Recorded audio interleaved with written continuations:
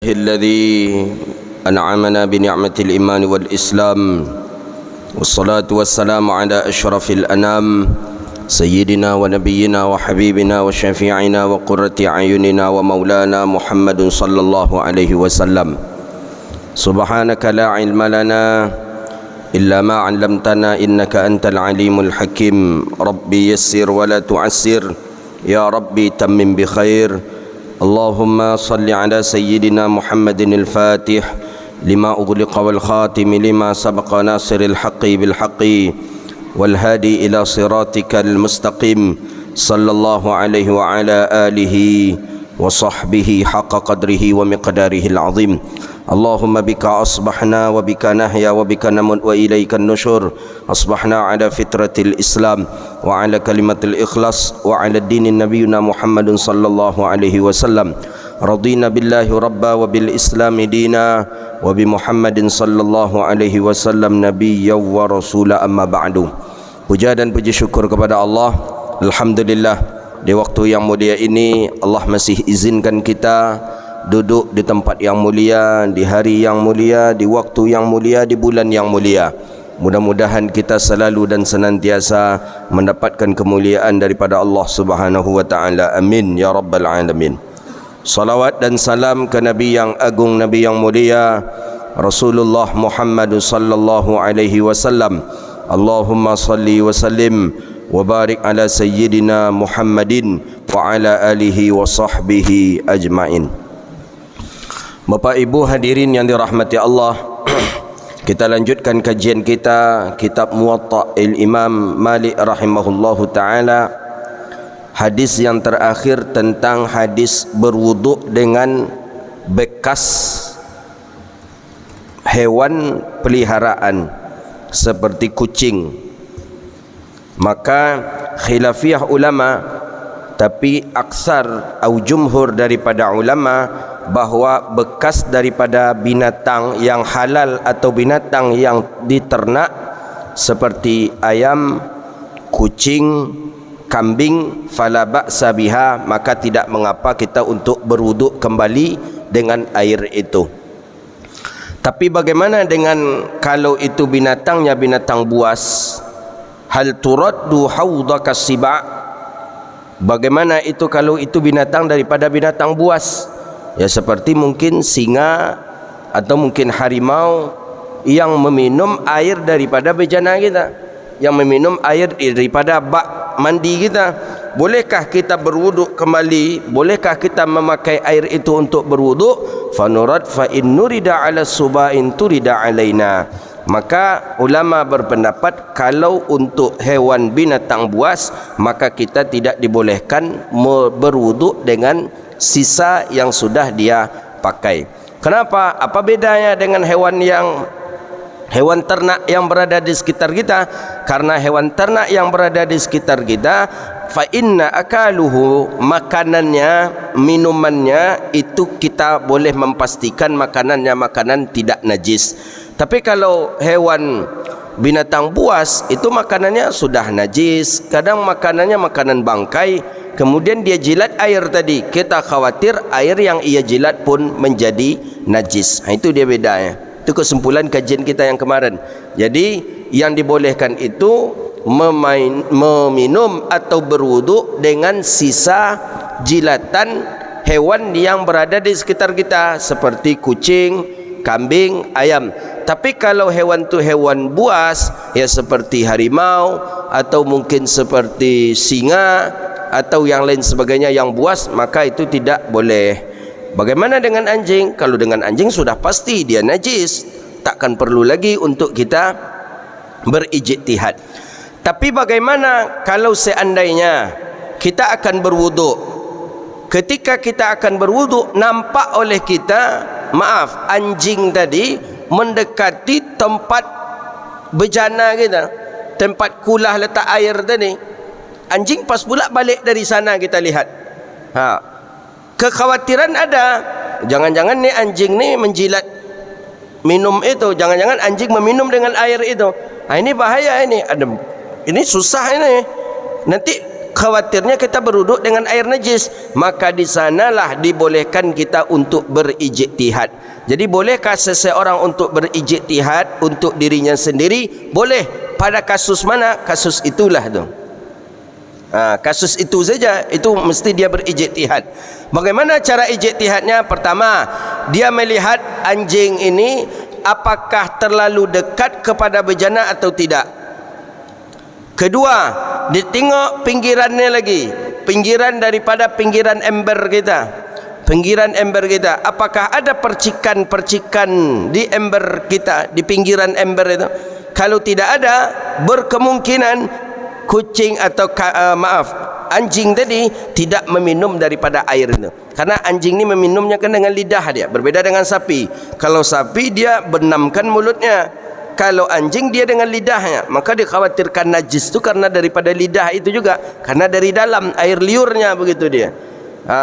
Lihat pinggiran ember kita, kalau ada jilatan, bekas-bekas jilatan, berarti itu memang air itu dijilatnya. Tapi kalau tidak ada, maka boleh kita untuk memakainya. Jadi itu namanya ijtihad. Jadi bolehkah seseorang untuk berijtihad terhadap dirinya? Boleh. Kapan? Ketika itu, ketika dia akan berwuduk memakai air yang dikhawatirkan air itu dijilat oleh anjing. Itu dia.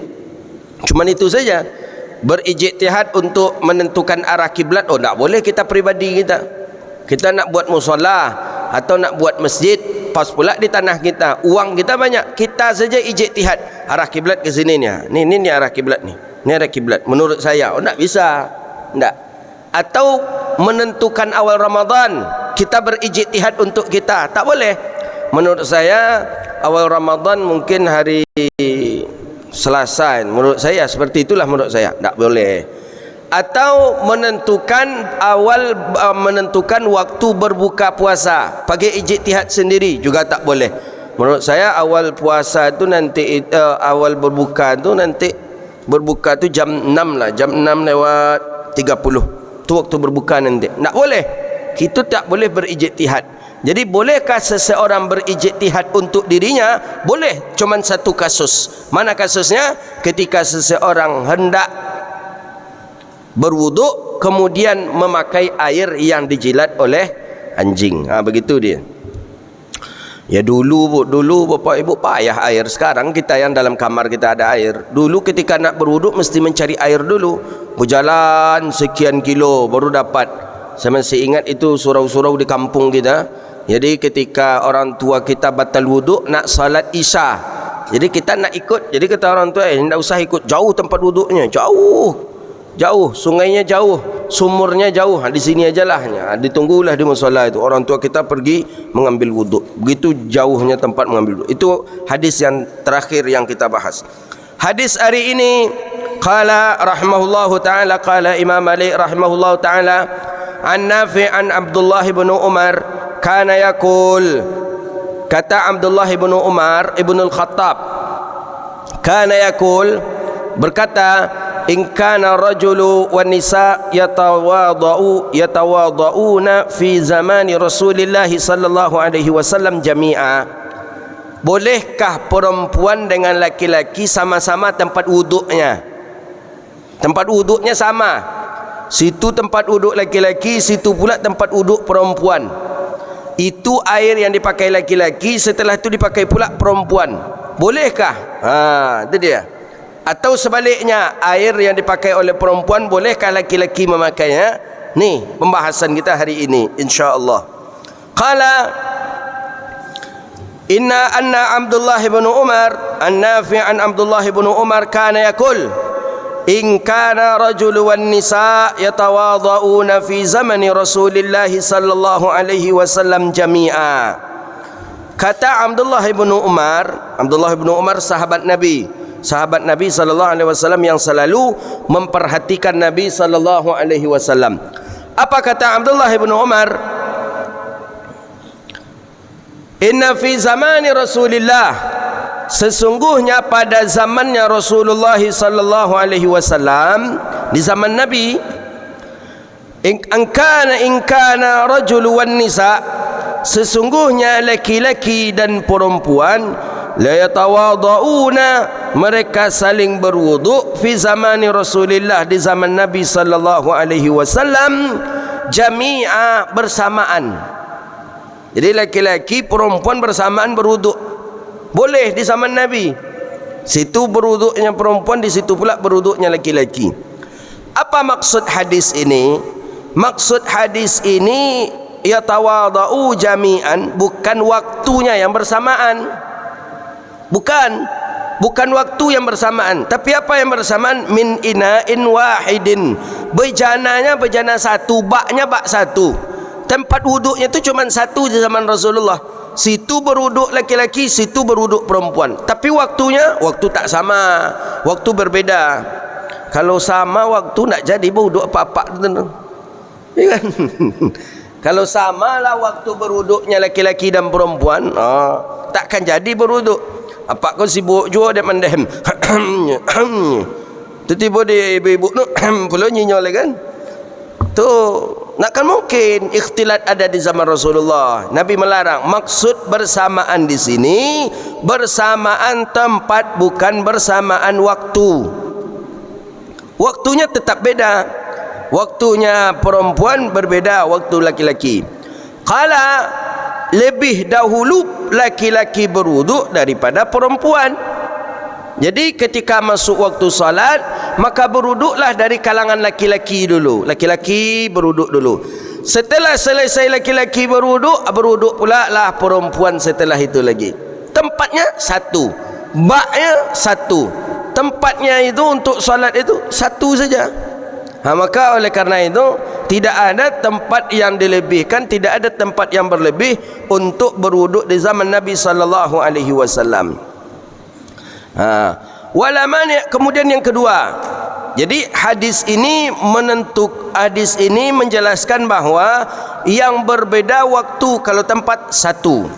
Yang kedua, wala mani' min zalika qabla nuzulil hijab. Hadis ini pun Nabi ucapkan sebelum turunnya perintah tentang hijab. Jadi dulu perempuan laki-laki biasa saja, dan malah ada yang memakai jilbab, ada yang tidak gitu. Jadi jilbab itu tuh, makanya ada pendapat ulama mengatakan jilbab itu bukan syariat katanya, tapi adat. Tapi ada ulama mengatakan syariat. Kenapa syariat? Karena Nabi sudah menganjurkan kepada orang-orang muslim untuk memakai hijab atau jilbab. Jadi yatawadau rijal fayazhabun, beruduk dulu laki-laki, habis itu pergi.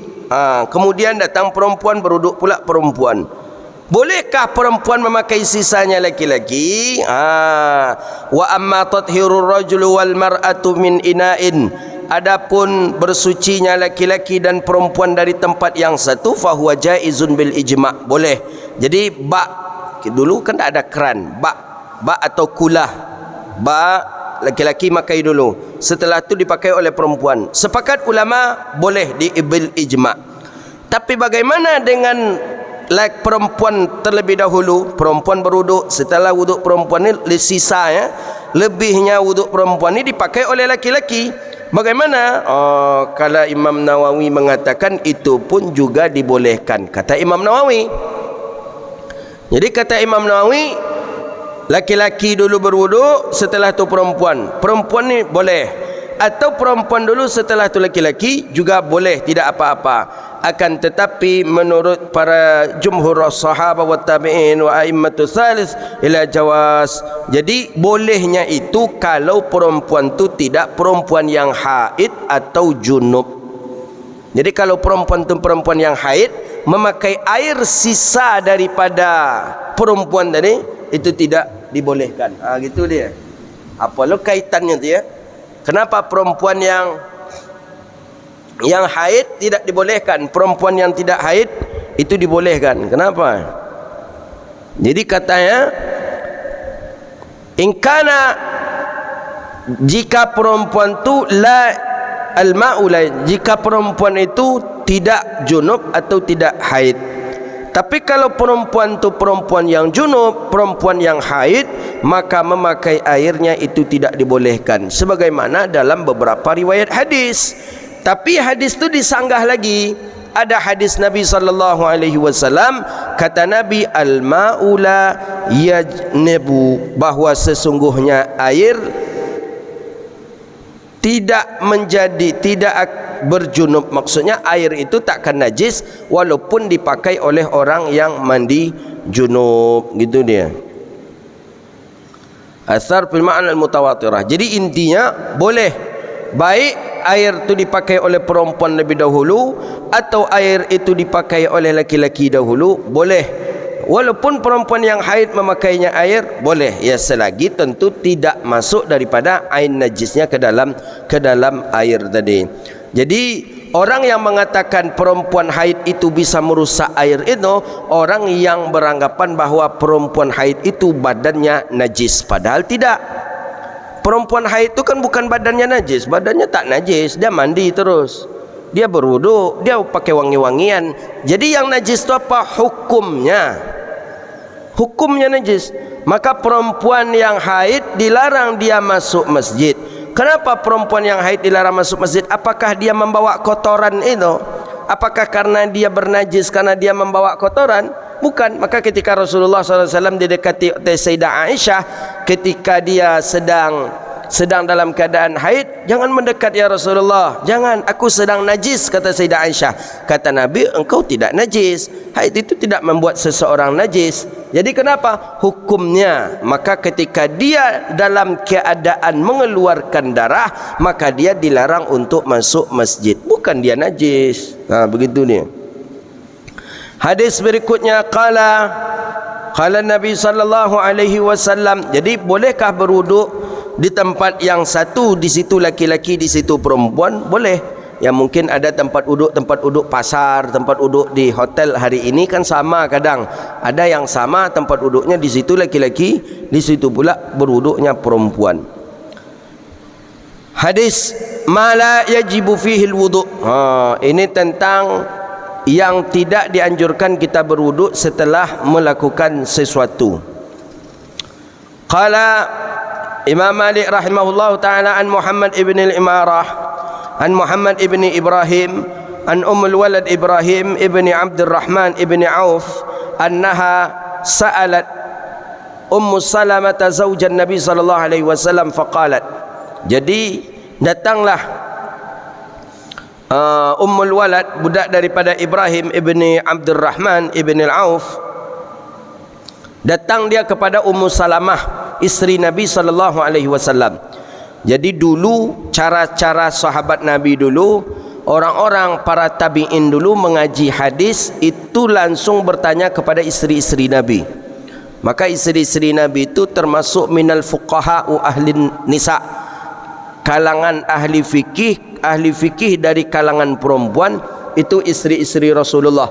Sayyidah Aisyah, kemudian Ummu Salamah. Ummu Salamah ni isteri Nabi, dinikahi oleh Nabi kali yang ketiga. Yang keempat, Nabi menikah pertama dengan Khadijah, kedua dengan Saudah, ketiga dengan Aisyah, keempat dengan Hafsah, kelima dengan Ummu Salamah.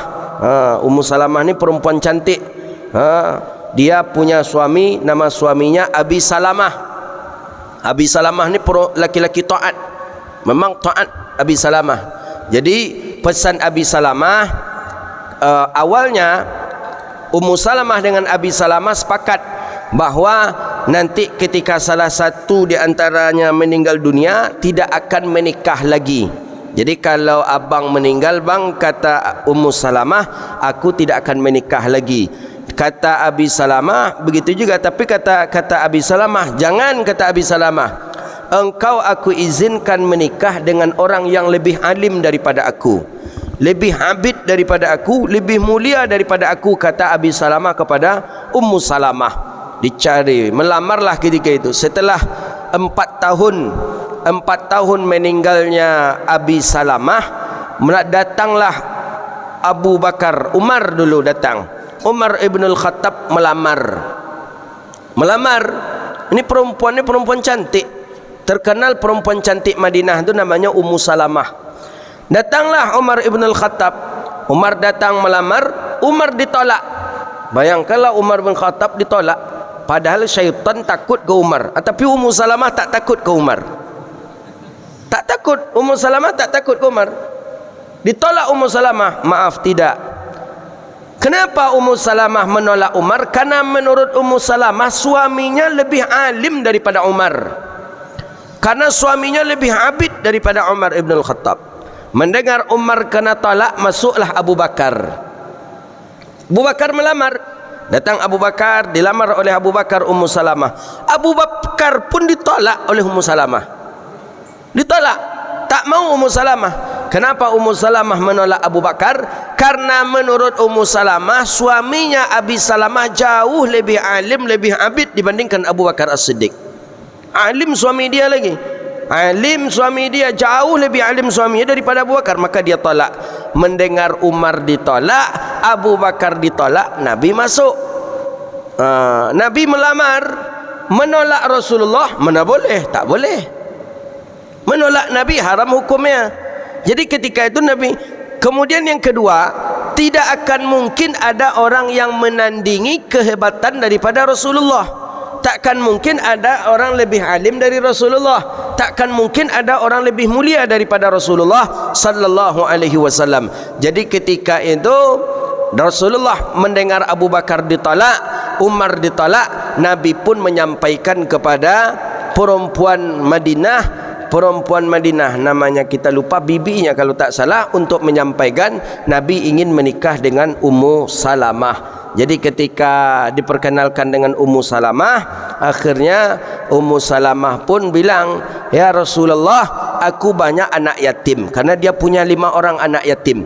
Aku banyak punya anak yatim. Bagaimana ya Rasulullah? Kata baginda Nabi, ana ma'al yatim misla hadha. Dalam riwayat yang lain, ana wa kafalul yatim. Jadi Nabi itu paling banyak memelihara, menjaga atau membesarkan anak yatim. Maka Nabi mengatakan ana ma'al yatim kamisli hadha.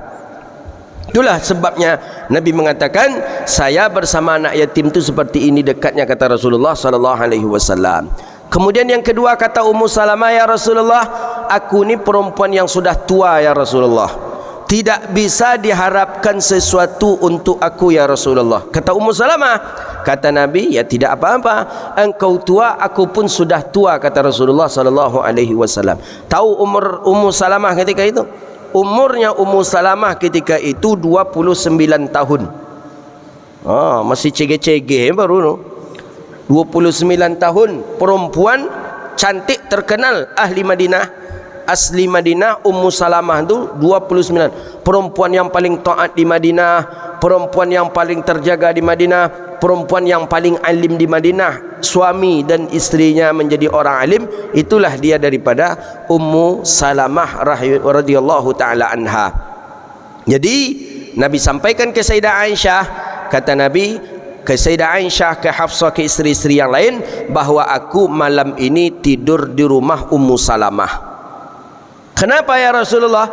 Aku malam ini menikah dengan Ummu Salamah. Saudah menerima, Hafsah menerima, Sayyidah Aisyah berat menerima. Karena perempuan ya masih muda lah. Sayyidah Aisyah kan masih muda. Agak berat menerima. Jadi cuman bagaimana? Ya mesti harus kita terima. Makanya dalam bahasa fikih ini, kita ni wajibnya cuman memberitahu, tapi tak wajib minta izin. Itu dia. Jadi kalau kita nak ta'adud, nak ingin menambah lagi bapak-bapak, wajibnya itu memberitahu. Minta izin tak wajib. Jadi sekedar kasih tahu aja, dek, abang mungkin 1 minggu ni mungkin di rumah si Anu. Ngapa abang, kata dia? Abang menikah dengan si Anu malam ini. Izin tak izin boleh. Itu dia. Izin tak izin boleh. Jadi enggak, saya tak izin bang, tak apa. Kita pun tak berdosa karena kita ngasih tahu. Kenapa kita dianjurkan untuk mengasih tahunya? Khawatirnya nanti kita dianggapnya hilang. Kita dianggapnya hilang, dia lapor pula kita nanti ke polisi. Rupanya kita di rumah orang, kan bahaya, nanti ribet jadinya. Makanya mesti kasih tahu, dek, abang mungkin dalam minggu ini abang di rumah si Anu. Ngapa bang situ? Abang nikah malam ini dengan si Fulan. Menyakitkan itu. Tapi boleh dalam kacamata syariat. Daripada diam-diam, elok kasih tahu saja. Gitu. Nyangguknya lagi koncangnya, cuma mengojonnya ndak yo koncang. Angguknya kuat dah, tapi ndak juga sanggup gitu. Jadi Ummu Salamah perempuan cantik, Khadijah, Aisyah. Besoknya Aisyah cari tahu seperti apa orangnya Ummu Salamah. Sayyidah Aisyah tak pernah berjumpa dengan Ummu Salamah ni. Cuman beredar di Madinah tu Nabi menikah dengan Ummu Salamah, perempuan cantik, beredar kemana-mana. Nabi lah namanya Rasulullah menikah, tentu beredar kemana-mana sampai ke telinga Sayyidah Aisyah radhiyallahu taala anha, perempuan cantik asli Madinah. Perempuan cantik asli Madinah dicari oleh Sayyidah Aisyah. Di mana dia Ummu Salamah? Nampaklah sekali Ummu Salamah oleh Sayyidah Aisyah. Nampak Ummu Salamah, langsung Sayyidah Aisyah pulang dan Sayyidah Aisyah menjumpai Hafsah. Hafsah ni kan juga madunya dia. Jadi kata Sayyidah Aisyah ke Hafsah, "Ya Hafsah, rupanya Ummu Salamah tu memang cantik." Cantik Ummu Salamah itu. Jadi Sayyidah Aisyah ni khawatir nanti Nabi tertumpu kasih sayangnya kepada Ummu Salamah. Jadi kata Hafsah, "Ndak, ya Aisyah, ndak. Istri Nabi yang paling cantik itu adalah engkau." Kata Hafsah, "Tidak ada daripada istri Rasulullah yang cantik kecuali engkau." Memang itu dalam hadis, istri Nabi yang paling cantik itu memang Sayyidah Aisyah dalam hadis Nabi SAW.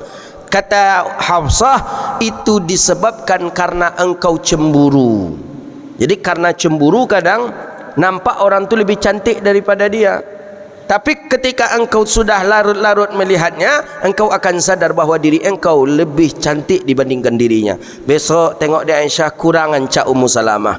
Besok kurang ancak, besok kurang ancak. Jadi you rupanya kata Aisyah kepada Ummu Salamah. Bisa elok leh. Jadi awal-awal tu cemburu, ndak elok, ndak terima, ndak apa lah. Biasa tanya agak sebulan 2 bulan. Bulan yang ketiga pai kamalnya berdua besok lah. Cubalah kalau nak percaya. Tu Ummu Salamah cantik. Memang kita baca dalam riwayat hadis memang baik. Kalau cantik orang Arab jangan bayangkan dengan cantik kita. Orang Arab cantiknya hidungnya memang mancungnya keluar, kita mancung ke dalam. Pesek. Jadi orang-orang Arab memang Masya Allah tabarakallah. Ummu Salamah itu terkenal perempuan taat. Maka Ummu Salamah ni banyak meriwayat hadis. Ummu Habibah isteri Rasulullah, Hafsah, Saudah, Aisyah, banyak yang lain. Yang banyak meriwayatkan hadis yang kita baca, Aisyah, Hafsah, Ummu Salamah. Ummu Habibah ada juga, tapi banyak Ummu Salamah dengan Sayyidah Aisyah yang paling banyak meriwayatkan hadis. Ini Ummu Salamah. Datang dia perempuan itu kepada Ummu Salamah. Faqalat, berkata perempuan itu kepada Ummu Salamah, "Ya Ummu Salamah." Faqalat, "Inni imra'atun atilu zili." Hei Ummu Salamah, aku ni perempuan yang panjang bajuku. Jadi orang-orang Arab dulu sampai hari ini sebagian ada seperhatikan itu kalau memakai baju, memakai gamis, itu ada gamisnya yang satu style dari atas sampai ke bawah sehingga tertutup tumitnya. Jadi ketika dia berjalan, dia menyapu lantai gitu, dia menyapu jalannya, pakaian tadi saking panjangnya. Jadi kata perempuan ini, "Hei Ummu Salamah, Ummu Salamah, ini imra'atun, aku orang yang memiliki pakaian yang panjang. Ay tatlilu saub liyastatir qadamaiha fi mashiha min adatil Arab." Jadi maksud panjang itu tertutup tumitnya. Tertutup tumit. Tumit kan bagian bawah kaki tu. Tertutup tumit tu. Tu pakaian orang perempuan-perempuan Arab dahulu kala. Walam yakun nisa'um lam yamsa. Jadi itu pakaian mereka dulu. Wa amshi fi makanil qazri. Dan aku berjalan di tempat yang kotor. Kan begitu, pakaian dalam. Orang-orang Arab sekarang masih banyak pakai itu. Pakaian tertutup tumit. Sedangkan aku berjalan di tempat-tempat yang kotor. Maka bagaimana caranya aku salat? Kalau aku langsung salat, ya berarti aku memakai pakaian yang kotor. Bagaimana caranya? Qalat Ummu Salamah, kata Ummu Salamah radhiyallahu taala anha, qala Rasulullah sallallahu alaihi wasallam, kata Ummu Salamah, Nabi pernah bersabda, kata Nabi, yutahiruhuma ba'dahu, pakaian itu disucikan oleh ma ba'dahu, apa setelahnya. Jadi perjalanan setelahnya itulah yang mensucikannya. Jadi umpama kita lewat, perempuan ni jalan terkena oleh kotoran, tapi dia tetap melanjutkan perjalanan. Yang melanjutkan perjalanan inilah yang mensucikan yang tadi, kata Rasulullah. Tapi ketika kena pakaiannya oleh najis, langsung dia berhenti di sana, atau kotoran langsung dia berhenti di sana, maka itu tidak bisa mensucikan. Jadi maksudnya ketika pakaian kita lewatlah, melewat ada becek umpamanya, mungkin ada kotoran di sana, terkena pakaian kita, tapi kita tetap melanjutkan perjalanan. Yang melanjutkan perjalanan inilah yang mensucikan pakaian. Itu kata Rasulullah. Jadi ada pertanyaan sebagian jemaah, Ustaz, orang-orang Arab tu panjang-panjang pakaiannya, itu kan bernajis itu Ustaz, kan nanti takutnya kotor tu Ustaz. Ini jawaban, kotoran itu akan dibersihkan oleh perjalanan setelahnya. Jadi dengan dia melanjutkan perjalanan, itu pun juga akan menghilangkan daripada kotoran itu. Apa kata Musannif Asy-Syarih rahimahullahu ta'ala? Maksud daripada najis, kotoran yang di sana itu, ya, kita fahami bahwa kotoran tentu harus kita basuh. Apabila pakaian terkena kotoran, wajib untuk kita basuh. Apabila terkena kotoran, wajib untuk kita basuh. Tapi hadis ini tak wajib kita basuh. Hadis ini pakaian itu bersih dengan perjalanan setelahnya. Bagaimana maksudnya? Najisnya yang seperti apa? Najis yang dimaksud di sini adalah najis yang kering, kotoran yang kering. Kotoran ada kering, terkena pakaian kita, berjalan, habis dia. Tapi kalau seandainya pakaian itu minal baul, nyata terkenanya oleh basah, kencing umpamanya, ada orang kencing di situ, kita lewat pula di situ, terkena pakaian kita, maka la yutahhir illal bil ghas, maka tidak akan suci kecuali dengan cara membasuh. Jadi kotoran yang di situ itu kotoran yang kering, kotoran yang basah enggak. Kotoran yang basah dia mesti harus dicuci. Jadi perempuan-perempuan kalau ada pakaiannya yang dalam, yang menutupi daripada 2 tumitnya, ya tidak apa-apa, tidak najiskah dia selagi yang terkena tu kotorannya cuma kotoran yang kering, maka boleh. Tapi kalau kotoran yang basah mesti harus dicuci. Hadis berikutnya, qala Nabi sallallahu alaihi wasallam an Malik annahu ra'a Rabi'atun ibni Abi Abdurrahman yaqlisu mirara ma'u fahuwa fil masjid fala yansarifu wa la yatawadau hatta yusalli. Ini menurut mazhabnya Imam Maliki berdasarkan kepada hadis ini, bahwa Rabi'atun ibni Abdurrahman, ada seorang Rabi'atun ibni Abdurrahman tabi'in. Rabi'atun ibni Abdurrahman, Rabi'atun ibni Abdurrahman yaqlis mirara, dia muntah. Ini muntah, yaqlis ini mengeluarkan cairan lah dari mulut, cuman di masjid berulang-ulang kali, air keluar, air. Beda antara yaqlis, qailis ini dengan qai.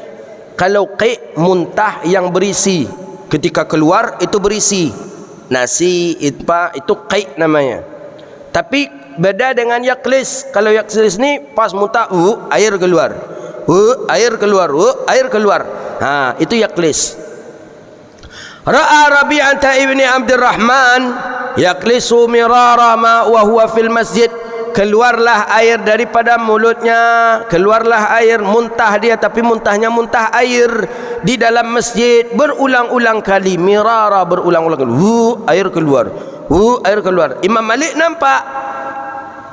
nampak oleh Imam Malik, fala yansarifu wa la yatawadau hatta yasaliya, maka dia pun tidak beranjak daripada tempat duduknya, wala yatawadau, dan dia pun tidak berwuduknya sehingga dia salat. Jadi menurut Imam Malik, orang yang apabila dia muntah dengan muntah air, maksudnya setiap muntah air yang keluar, maka wuduknya tidak batal. Ini dalam mazhabnya Imam Maliki. Ya, dalam Syafi'i pun seperti itu, tapi ba'da Syafi'i mengatakan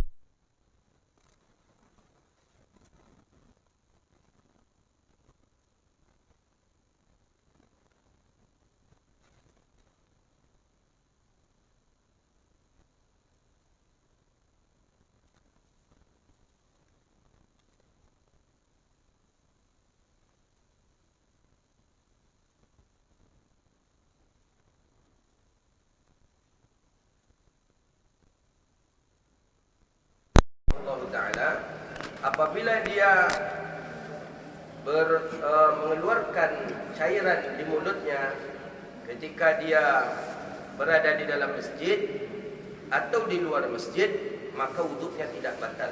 Jadi muntah dengan air dalam mazhab Maliki tidak batal. Tapi dalam mazhabnya Imam Syafi'i, ba'da Syafi'i, sebagian mazhab Syafi'i mengatakan batal, sebagian mengatakan yang air itu tak batal, tapi kalau berisi nasi batal. Itu namanya qaid. Jadi kalau kita muntah batal dalam sebagian ba'da Syafi'i. Itu dia. Tapi berbeda halnya, ada yang mengatakan yaklis ini bukan daripada mi'dah, tapi daripada muh. Jadi cairan yang keluar dari mulut kita ini ada dua. Ada cairan yang keluar dari mulut kita itu berasal dari mi'dah. Mi'dah ini perut. Perut itulah muntah. Ada yang berasal daripada muh. Muh ni otak kita. Itu katanya yang berasal dari muh itu dia apa namanya itu? Air liur pas kita tidur tuh liur. Ucas itu diubasi itu itu dari muh. Ilar itu dari muh, dari otak. Ada yang dari mi'dah, perut. Ulama mengatakan yang najis itu yang keluar daripada perut, tidak yang daripada muh. Tapi ada juga sebagian dokter mengatakan ilar yang keluar ketika kita tidur itu bukan daripada muh, bukan daripada otak, tapi itu daripada perut. Begitu, daripada perut. Maka ketika kita tidur, perut kita kan turun naik dengan kita dalam keadaan bernafas, maka keluarlah cairan. Tapi kata Imam Malik rahimahullah taala bahwa muntah tidak membatalkan daripada wudu. Hadis berikutnya, suila Malik an rajulin qallasa ta'ama hal alaihi alwudu. Ini tentang orang yang makanan lagi yang keluar. Tadi air, dia tak batal wudunya.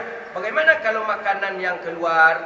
Kata orang bertanya kepada Imam Malik, qala laisa alaihi alwudu. Maka laisa alaihi alwudu, tiadalah bagi orang itu wudu. Wal yad fal wal yamat madha min salik, hendaklah dia berkumur-kumur, wa yaghsil fah, kemudian dia cuci mulutnya. Jadi kumur-kumur, setelah kumur-kumur dia cuci mulutnya, maka barulah dia untuk melaksanakan solat. Jadi kata yang di sini disebutkan man asabal qaid, siapa yang ditimpa oleh muntah atau matanya berdarah atau keluar mazi. Mazi ini yang sudah kita syarahkan, dia akan ada dari kemaluan laki-laki itu 3 cairan. Ada mani, ada mazi, ada wadi. Mani sesuatu yang keluar dalam keadaan natmin, dalam keadaan melompat-lompat dan keluarnya enak, itu mani. Yang kedua mazi. Mazi dia keluar dan warnanya agak keruh dan keluarnya itu tidak lezat lah begitu. Dan ada wadi, dia keluar saja dan warnanya tidak keruh dan dia biasa saja dan dia agak bergetah. Itu namanya wadi. Jadi kalau mazi bagaimana? Maka disebutkan oleh Sayyidah Aisyah, apabila seseorang itu muntah atau keluar darah daripada matanya atau dia keluar daripada mazinya, maka hendaklah dia keluar dan dia mengambil wuduk, kemudian barulah dia untuk melaksanakan solat. Inilah yang dipakai oleh mazhab kita Syafi'i. Itu dia. Jadi darah yang keluar, darah tadi darah yang keluar ya. Hadis sebelumnya darah keluar itu kalau darah itu mengalir, ba'da Syafi'i mengatakan hukumnya batal daripada wuduknya. Itu dia. Jadi ditanya oleh seseorang Imam Malik daripada orang yang muntah dengan makanan, jadi ada makanan isinya muntah ini.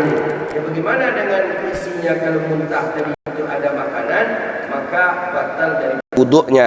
Tapi kalau tidak, air saja, maka wuduknya tidak batal.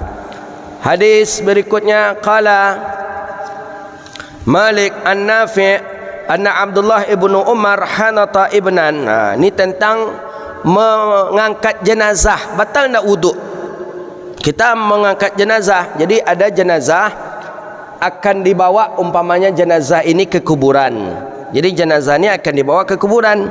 Kemudian kita angkat jenazah ini, kita bawa jenazah ini, maka batalkah wuduk kita? Kita dalam keadaan berwuduk nih, mengangkat jenazah nih. Batalkah wuduk kita atau tidak? Ini hadisnya ini. Karena ada sebagian pendapat mengatakan bahawa apabila seseorang mengangkat jenazah, maka hendaklah dia mandi dan dia berwuduk. Ada hadisnya. Tapi bagaimana dengan hadis ini? Apa kata Imam Malik? Anna Abdullah ibnu Umar hanata ibnan li Sa'id ibni Zaid. Bahawa Abdullah ibnu Umar memberikan wangi-wangian kepada anak Sa'id ibni Zaid. Jadi yang meninggal tu anak Sa'id ibni Zaid ini yang meninggal. Jadi Umar ibn al-Khattab ada parfum, diberikanlah oleh Umar ibn al-Khattab parfum kepada jenazah ni. Berarti Umar ibn al-Khattab menyentuh jenazah. Wa hamalahu, kemudian bukan sekadar menyentuh lagi, diangkat pula oleh Umar ibn al-Khattab jenazah tadi ke kuburan, dikuburkan. Summa dakhala al-masjid fa shalla wa lam yatawadda. Abdullah ibnu Umar masuk masjid dan salat dan tanpa pakai wuduk. Berarti hadis ini menjelaskan menyentuh jenazah tidak batal wuduk, mengangkat jenazah tidak batal wuduk. Baik, ada hadis Nabi. Apa bunyi hadis Nabi sallallahu alaihi wasallam? Man ghasala mayyitan falyaghtasil wa man hamalahu falyatawadda. Apa bunyi hadis Nabi? Siapa yang memandikan jenazah, maka hendaklah dia mandi. Dan siapa yang mengangkat jenazah, maka hendaklah dia berwuduk. Jadi hadis ini berbeda dengan yang dilakukan oleh Abdullah ibnu Umar. Abdullah ibnu Umar memberi wangi-wangian kepada jenazah, dia pegang jenazah. Yang kedua, Abdullah ibnu Umar pun mengangkat jenazah. Tapi Abdullah ibnu Umar langsung masuk masjid dan salat tanpa pakai wuduk. Bagaimana? Jadi dikatakan oleh para ulama bahawa hadis ini lil mandub laisa lil wajib. Hadis ini menunjukkan sunnah bukan wajib. Jadi dalam arti kata, apabila seseorang memandikan jenazah, maka disunnahkan dia untuk mandi. Begitu maksudnya. Apabila seseorang mengangkat jenazah, disunnahkan dia berwuduk. Gitu, bukan wuduknya batal, enggak. Falyatawadda kata Rasulullah, maka hendaklah dia berwuduk. Maksudnya disunnahkan dia berwuduk. Setelah kita memandikan jenazah, disunnahkan kita mandi. Sunnah bukan wajib. Jadi dalam arti kata bahawa mengangkat jenazah atau menyentuh jenazah itu tidak membatalkan daripada wuduk kita. Maka dipertegas oleh musannif, fa'lam anna hamlatal janazah laisa min nawaqidil wudu', bahwa sesungguhnya mengangkat jenazah itu tidaklah bagian daripada yang membatalkan wudu'. Berarti hadis ini menunjukkan hukum sunnah, tidak hukum wajib. Itulah kita mengaji usul fikih itu penting. Ada sebuah kaidah dalam usul fikih itu, apabila perintah itu datangnya daripada Nabi, maka perintah itu ada tiga. Imma wajib, ada kala perintah itu wajib. Imma mandub, ada kala perintah itu sunat. Wa imma ibahah, ada kala perintah itu boleh. Ini dalam usul fikih ni. Apabila perintah itu datang daripada Nabi, maka ada 3 hukum. Ada kala dia wajib, ada kala dia sunnah, ada kala dia boleh. Begitu juga larangan dari Rasulullah. Ada kala larangan itu bersifat makruh, ada kala larangan itu bersifat haram. Mana contoh larangan bersifat haram? Nabi melarang. Apa kata Rasulullah? Naha Rasulullah sallallahu alaihi wasallam ayakhtamur rijalu bizahab au kama qal. Nabi melarang seorang laki-laki memakai cincin daripada emas. Itu larangan Nabi. Haram atau makruh? Haram. Haram itu. Makruh mana makruh? Makruh, di antara makruh, naha Rasulullah sallallahu alaihi wasallam ayyusalli wasattar famahu. Apa di dalam hadis, awal-awal hadis, Nabi melarang seseorang salat dan dia dan mulutnya dalam keadaan tertutup. Menutup mulut dalam keadaan salat hukumnya makruh, tidak haram. Itulah ni. Jadi kalau kita mengaji usul fikih, cerdas kita memakai dalil. Selamat kita dalam beragama. Masalahnya teman-teman kita yang ekstrim, setiap ada larangan berarti haram. Karena mereka tak mengaji usul fikih. Ini yang membuat ribetnya Wahaboy. Itu dia. Semuanya haram. Semuanya dipukul haram. Pokoknya kalau ada larangan dari Nabi haram. Oh enggak, tidak seperti itu dalam ilmu usul fikih. Lah kenapa kok harus kenapa harus kita merujuk kepada usul fikih? Cukup kepada hadis saja. Oh enggak. Ulama mengajarkan hadis itu baru bisa kita olah dengan adanya usul fikih. Ayat baru bisa diolah dengan usul fikih. Barulah bisa mengeluarkan hukum. Jadi saripati daripada ayat, saripati daripada hadis Nabi, dia berbuahkan suatu kelezatan hukum, itu keluarnya daripada usul fikih. Yang penggagas ilmu usul fikih pertama kali itulah Imam Asy-Syafi'i rahimahullahu ta'ala. Makanya ulama mengatakan orang kalau sudah menguasai ilmu usul fikih, kebiasaan orang itu adalah orang yang cerdas. Cerdas memakaikan dalil. Buktinya tadi, larangan Nabi bersifat haram saja. Oh enggak bisa. Harus tengok dulu dia. Ada yang bersifat makruh, ada yang bersifat haram. Begitu juga perintahnya Nabi. Ada yang bersifat wajib, ada yang bersifat sunnah, ada yang bersifat mubah atau boleh. Ini salah satunya. Jadi di atas Abdullah ibnu Umar menyentuh jenazah. Setelah itu diangkat jenazah. Setelah itu dia langsung ke masjid, dia salat tanpa pakai wuduk. Padahal bertentangan dengan hadis Nabi. Kata Rasulullah, apabila seseorang, siapa yang memandikan jenazah, hendaklah dia mandi. Dan siapa yang mengangkat jenazah, hendaklah dia berwuduk. Berarti hadis ini menunjukkan bagi orang yang memandikan jenazah wajib mandi. Orang yang mengangkat jenazah wajib berwuduk. Tidak. Hadis ini menunjukkan sunnah. Siapa yang memandikan jenazah disunahkan dia mandi. Siapa yang mengangkat jenazah disunahkan dia berwuduk. Jadi bukan hukumnya wajib.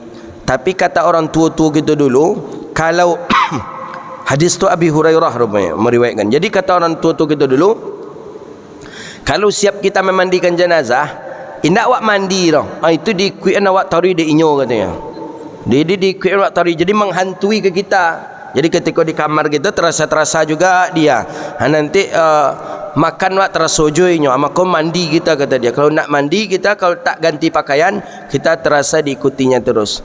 Hadis terakhir, qala su'ila Malik hal qai'ul wudu. Ini hadis sama dengan hadis sebelumnya. Apakah muntah itu mesti harus berwudu? Qala la, ndak, walakin tamat madha min zalik, dia cukup berkumur saja kemudian dia cuci mulutnya, maka bagi dirinya itu sudah berwudu.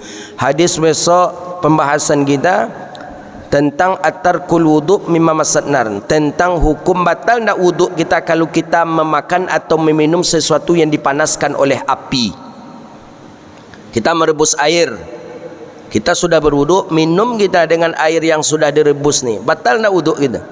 Atau kita makan, kita berwuduk, setelah berwuduk makan nasi dimasak dengan api, Sambalnya rendang pula lagi, dimasak dengan api, daging lagi.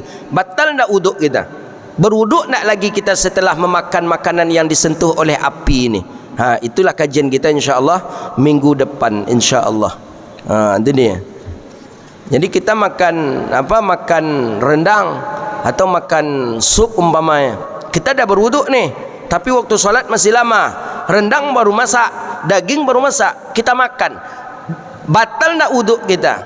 Karena judul hadis tarakul wuduk mimma massat nar, meninggalkan wuduk dengan sesuatu yang disentuh oleh api. Jadi batal atau tidak nanti wuduk kita apabila kita memakan sesuatu yang dimasak dengan api. Hadza wabillahi at-taufiq wallahu a'lam bissawab. 5 minit ada pertanyaan silakan. Kalau ada. Silakan Pak Junaidi.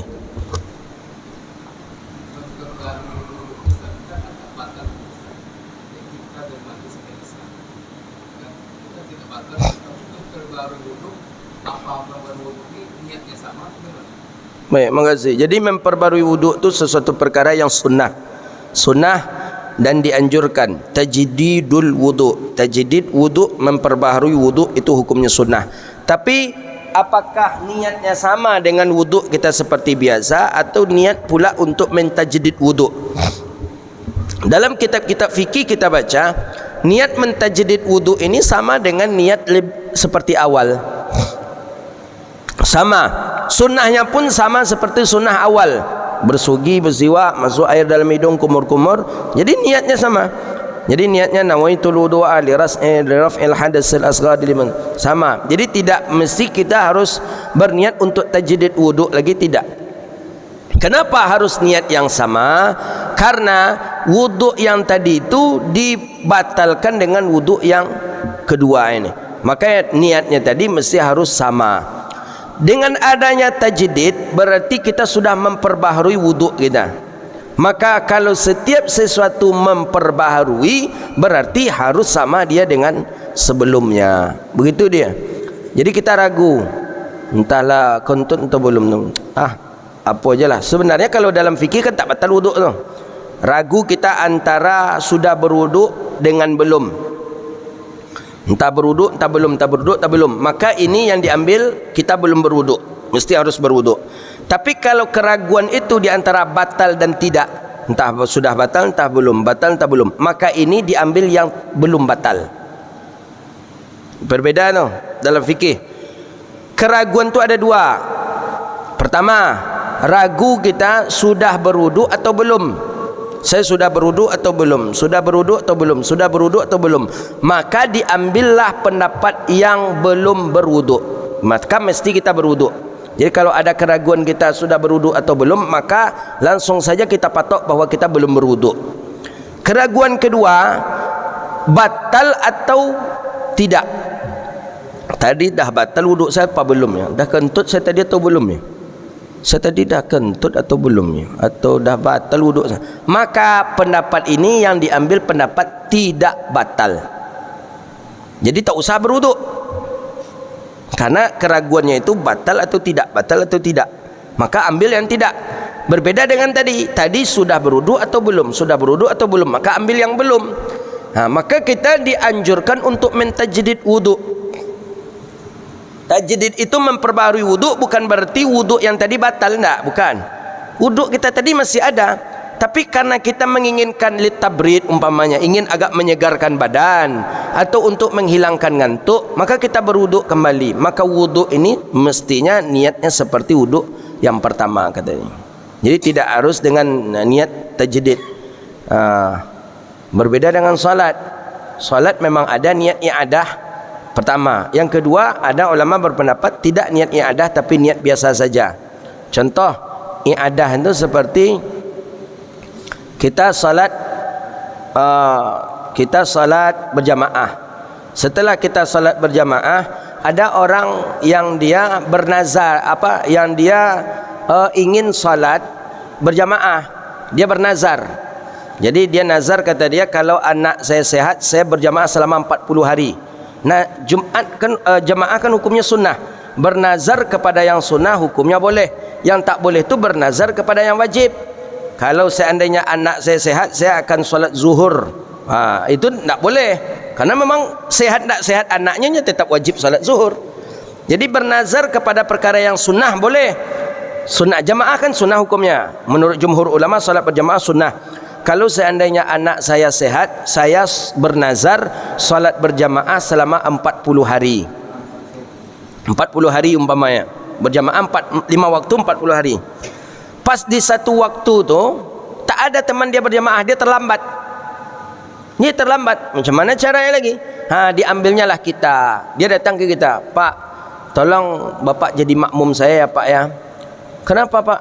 "Saya ada nazar Pak. Saya mesti harus solat berjamaah selama 5 waktu ni 40 hari lama ya Pak.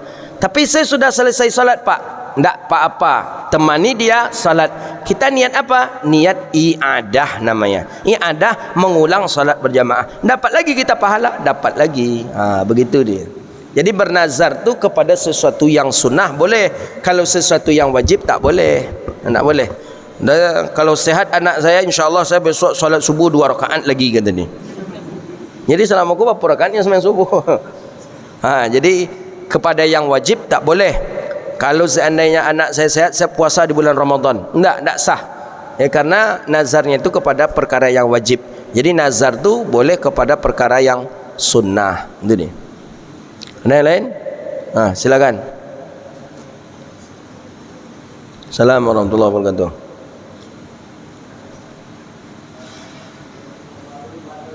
Batal dalam mazhab Syafi'i menyentuh kemaluan bi batnin kufin, dengan batin telapak tangan batal tanpa pakai alas. Mana batin telapak tangan? Ni batin telapak tangan. Yang putih ni batin telapak tangan ni.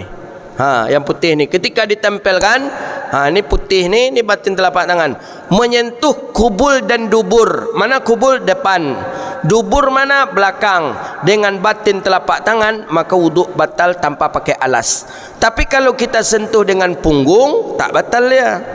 Jadi dengan punggung tak batal. Jadi kalau gatal-gatal antum gawik pakai ikoh. Gisah. Tak batal. Habis tu solat antum langsung tak apa-apa. Tapi kalau depan ni batal dia. Batin telapak tangan. Jadi ni batin. Batin tu kalau syekh saya mensyarahkan, saya masih ingat itu, ketika ditempelkan menempel dia. Ni batin ni kata dia. Jadi ujung ni tak termasuk batin ini nampak ini karena dia tak menempel. Antum sentuh kemaluan antum dengan ujung tangan antum ni berarti batal ini karena dia tak batin ni. Yang batin tu yang menempel, tu batin ni. Ini tak batin ini. Berarti kalau antum sentuh dengan ini tak batal ini. Tapi hati-hati, tergeko step barangnya dah batal lagi. Itu fikih mazhab Syafi'i rahimahullah.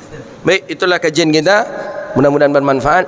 InsyaAllah besok kita hari Isnin, habis salat asar ada melakukan i'tikaf muhasabah bil munasabah yaumil arafah. Kita hidupkan hari-hari Arafah kita dengan banyak berzikir, dengan banyak beristighfar, kemudian dengan banyak memuhasabah diri kita.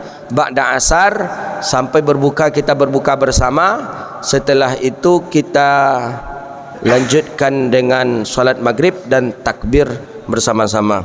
Rabbana atina fid dunya hasanah wa fil akhirati hasanah wa qina adzabannar. Allahumma faqihna fid din wa 'allimna at-ta'wil wahdina ila siratikal mustaqim. Rabbana zalamna anfusana wa illam taghfir lana wa tarhamna lanakunanna minal khasirin. Rabbana ma khalaqta hadza batilan subhanaka faqina adzabannar. Rabbana wa atina ma wa'adtana 'ala rusulika wa la tukhzina yawmal qiyamah innaka la tukhliful mi'ad. Allahumma anzilis sakinata fi qulubil mu'minin. Allahumma inna na'udzubika min jahdil bala wa darqis shiqa wa su'il qada wa shamatatil a'da. ربنا هب لنا من لدنك رحمة وهيئ لنا من أمرنا رشدا. اللهم بارك لنا في أولادنا وذريتنا واحفظهم ولا تدرهم ووفقنا وفقهم لطاعتك وارزقنا برهم برحمتك يا أرحم الراحمين. ربنا آتنا في الدنيا حسنة وفي الآخرة حسنة وقنا عذاب النار. وصلى الله على نبينا محمد وعلى آله وصحبه أجمعين. سبحان ربك رب العزة عما يصفون والسلام على المرسلين والحمد لله رب العالمين. Demikian, mohon maaf. Assalamualaikum warahmatullahi wabarakatuh.